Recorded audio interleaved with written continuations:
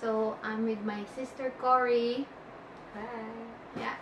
So today we're going to do a mukbang of some freshly picked strawberries. So meron tayong whipping cream dito. Tapos Salt. asin.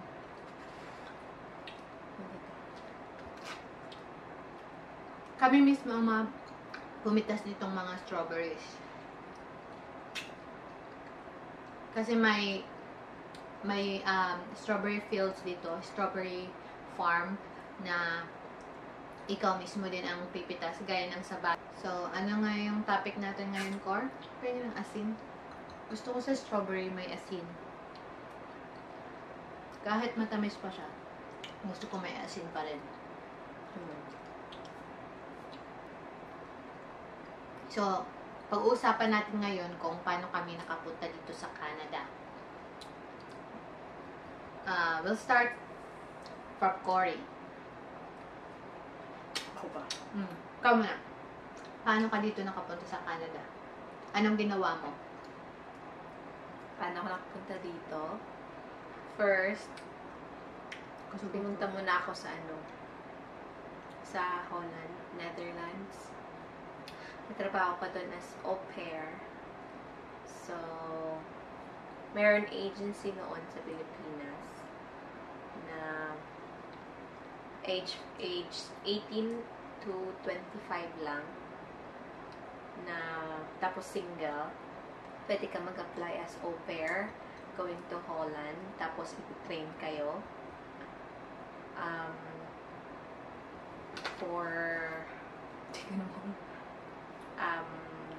like 2 months, 1 month. Tapos after nun, visa and then to Holland. Tapos nagtrabaho ko doon as magbantay ng mga bata for 30 hours in a week. Tapos noon, nag-apply ako papunta dito ng Canada. Mas mabilis kasi cross-country daw siya. Ewan ko lang. I don't know bakit pag Pilipinas mahirap, tapos dito dun sa Holland going to Canada mabilis lang. One year lang. 1 year. 1 month lang pala yung processing ng visa. So, yun. So, mabilis lang. May friend ako na nauna na sa akin dito na nag-apply sa Canada. So, yun. Parang sa Kijiji, tapos in-applyan ko din. Tapos, nag-contactan na rin kami ng employer. Tapos, ayun, in-hire na nila ako.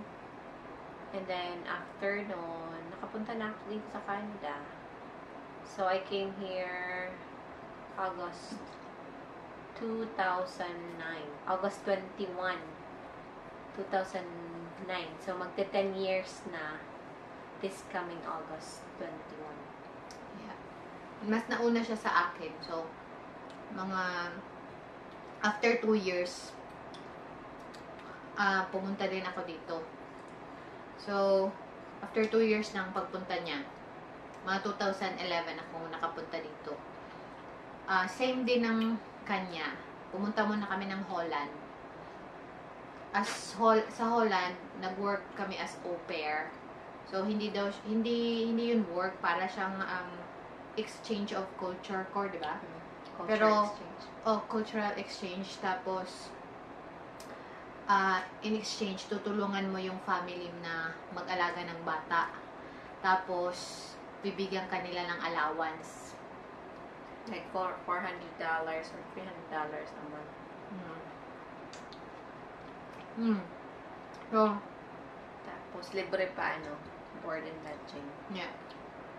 So, mag-stay ka dun for 1 year sa Holland.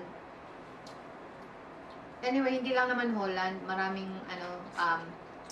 Europe countries na ginagawa yung cultural exchange. Like Norway, Belgium, Germany. Ngayon, Germany Patok ngayon sa Germany. Hanggang ngayon pa ba? Ano pa yung au pair? Oo, sa Germany. Pero ewan ko lang sa Holland. Sa Holland, hindi na masyado, no? Parang wala na akong naririnig na, kumukuha sila ng au pair. Kasi maraming nag-illegal, nagti-TNT. After ng contract nila, hindi sila umuwi. Nag-stay lang doon. Tapos, syempre kasi mahirap naman talaga ang buhay sa Pilipinas kung babalik ka ng Pilipinas. Yung iba nag-cross country. So, yun nga, after 2 years, nasa Canada na si Cory noon, nasa Pilipinas pa ako.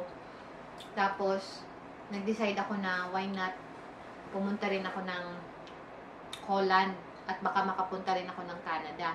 Kasi 'di ba, mahirap makapunta ng Canada kasi yung kahit professional ka sa Pilipinas, pagdating mo dito, back to zero ka, yung credentials mo hindi siya credited. So, kailangan mo pang mag-aral uli, mag-upgrade. So, ganun din, or kaya mag-emigrant ka, mas malaki ang gastos.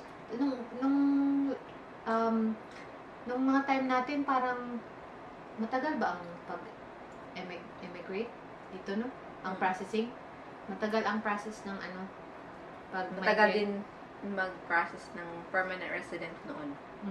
Kasi sa akin, it took me like 5 years to get my permanent resident. So, yun nga. Ano ba ang naging trabaho namin dito sa Canada? So, after Holland, kasi nga may experience na kaming mag-alaga ng bata, pwede kang mag-apply dito sa Canada ng live-in caregiver. So, live-in caregiver ang tawag lang nila dito. Pero, nag-aalaga ka ng mga bata. Yun ang live-in caregiver. Pwede rin, ganun din ang tawag sa mga matatanda, kung yun ang inalagan mo. Live-in caregiver din. Live-in caregiver kasi dun ka titira sa kanila. Pero ngayon, iba na ang program. Hindi na yung live-in caregiver. 2 pilots na. Pwede ka nang mag-live out or pwede ka ring live-in sa kanila. Then, automatic, mag-apply ka na ng PR. Kasi nung time namin, sa live-in caregiver program, after 2 years ka pa, pwedeng makapag-apply ng PR. Pag natapos mo yung 24 months. Tapos, walang IELTS nun. Ngayon, dadaan ka na ng IELTS exam. Tapos, titingnan pa yung mga credentials mo kung eligible ka ba mag-apply ng PR. Ang sinasabi nilang West. I-process mo sa West. You have to pay $220. Yeah, kasi papa-evaluate mo pa yun. Yan. Ganon ngayon. Medyo complicated na compare noon. At matagal. Pero, mabilis lang ngayon. Noon, matagal. 2 years after ka makapag-apply. So, yeah. Grinab na namin yung opportunity na makapunta dito kasi nga, di ba? Sino ba namang walang gusto mag-abroad or walang gusto sa Canada? Lahat pangarap naman na makapunta sa Canada. Kahit siguro. mahirap. Kami noon, after, we got our permanent resident, nag-part-time kami. Part-time kami maglinis kasi may friend kami na may cleaning company. So, kapag weekend, nagkukudkud kami. Yeah. Kudkud ng inodoro.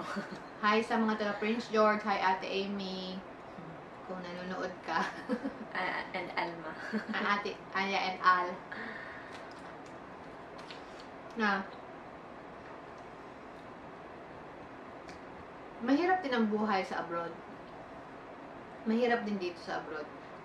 Kung gusto mo naman na magtrabaho ka as your profession, like for example, nurse ka sa Pilipinas, tapos nakapunta ka ng Canada at gusto mong mag-aral, pwede namang mag-aral ka, pero yun nga, hindi counted yung mga diploma mo doon, certificate mo, saka yung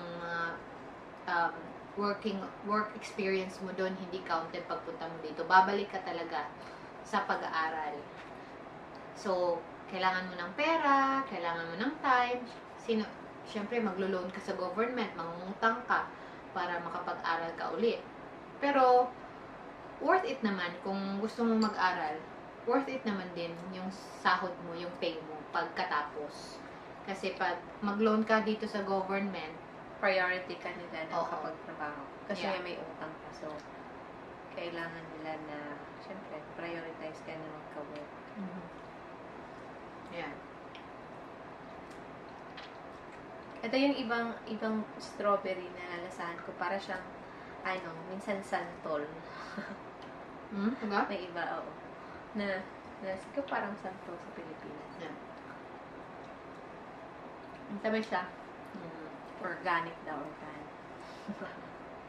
And then, nakapunta ako dito as direct hire. Bali, hindi ko expected na makakapunta ako dito kaagad. Kaso nung si Cory, yung kapatid ko na una nga, nakakilala siya ng isang British na family. Hi sa akin na naghanap sila ng caregiver. Kasi kakapanganak lang niya sa baby nila, then Third baby. kay Arabella, na-miss ko na yung mga batang yun. Yeah. Tapos, nirecommend ni Cory ako na, ang kapatid ko nandun sa Holland. Baka gusto mong i-hire na lang, papunta dito, mas mabilis kasi nakapag-ibang bansa na nga. So, yun nga. Nag-agree naman si Davina, nag-agree naman yung aking employer. So, pre-process nila yung papers ko. Papunta dito, nag-cross country din ako, gaya ni Cory. Yeah. So, nakapunta na ako dito. After 2 years, actually, 3 years ako sa kanila eh. Nag-extend ako ng another year. Tapos, lumipat ako ng ibang lugar. Pumunta siya ng Fort McMurray. Sumunod ako sa kanya papunta doon. Tapos, mga after 2 years ba? Lumipat ka dito? After 2 years? 3 years. After 3 years, lumipat siya ng Edmonton. 2 years? Dapat 2 years. Lumipat naman ako.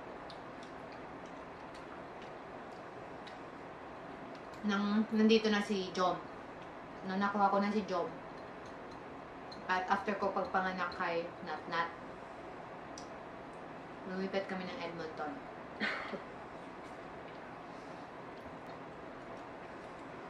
Sa Pilipinas, mahal ito, di ba? Nakabihira ka lang makakain ng strawberries doon, no? Lalo na kung pumunta ka lang meron nagbebenta sa Manila din, di ba? Kaso, maliliit magkano? Maliliit na packaging. Ano ba yun? Na nakapack. I don't know. Hindi ko alam. Basta alam ko pag pumunta ka lang ng Baguio. Dito, pag summer, maraming farm dito. Mga strawberry farm. Tsaka sa mga imported din. Paano nga Galing ng US, Mexico, na-import dito. Mga strawberry, blueberries. Maganda to i-mukbang kasi hindi nakakataba. Pero yung sugar naman. Ang sugar naman kasi niya.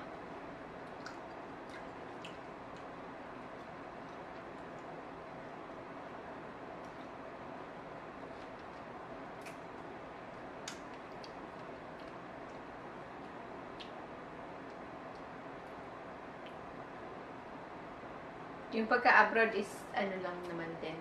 Kaswertehan lang din. Ako hindi ko expected din na punta dito sa Canada. Siguro lang, swerte lang talaga, tsaka sa Holland, ang bilis. Bilis ko makahanap ng employer.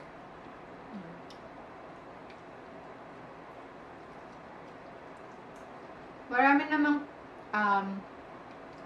yung tawag nun? Marami namang pathway paano makapunta dito. Merong TFW, Temporary Foreign Worker, Skilled Worker, Express Entry, immigrants, Lalo yung mga living Priority. caregiver, mga ganun. priority nila yung iba din na like mga engineers, nurses, may mga experience na sa Pilipinas, doctors, ganun, immigrant. Immigrants. So, kailangan mo ata ng like malaking pera, like $1 million, show money, para mag-apply papunta dito. Pero, mabilis din. As immigrant ka agad. Yeah. Like us na muna kami. Ng 2 years as live-in caregiver. Tapos yun.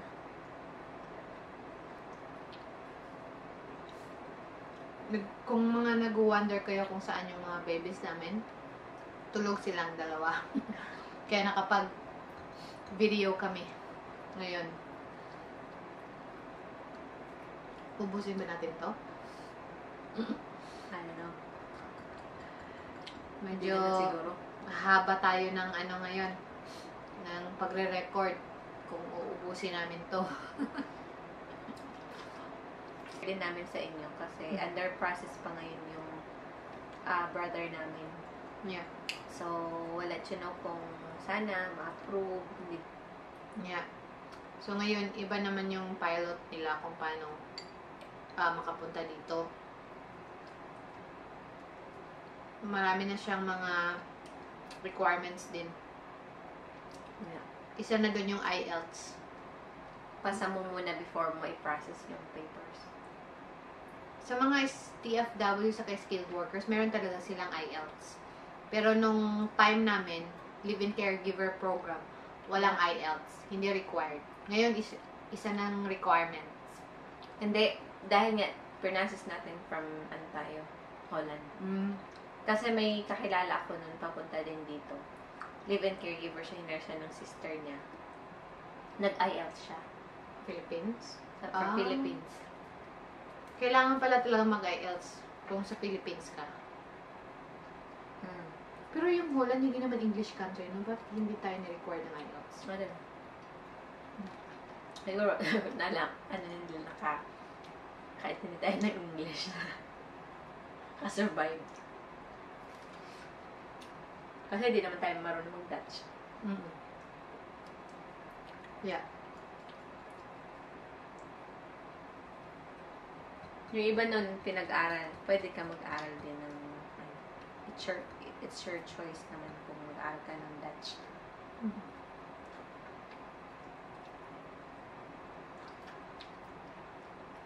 Hi sa mga friends namin dyan sa Holland. Hello. Lapit na tong So guys, yun lang muna yung aming mai-share sa inyo. Konting lang yun, konting kwento kung paano kami nakapunta dito. So, marami pa kaming ikwento sa inyo kung ano yung mga ano yung buhay dito sa Canada din. So, magsimula lang muna tayo kung paano kami nakapunta dito. Sana nag-enjoy kayo sa video mukbang na to, strawberry mukbang. At maraming salamat sa panonood. If you find this video interesting, please like the like button and then click the notification bell down below para updated kayo lagi sa mga coming videos namin. So, thank you, Cory, for being my guest. You're welcome. Thanks for watching. Bye-bye!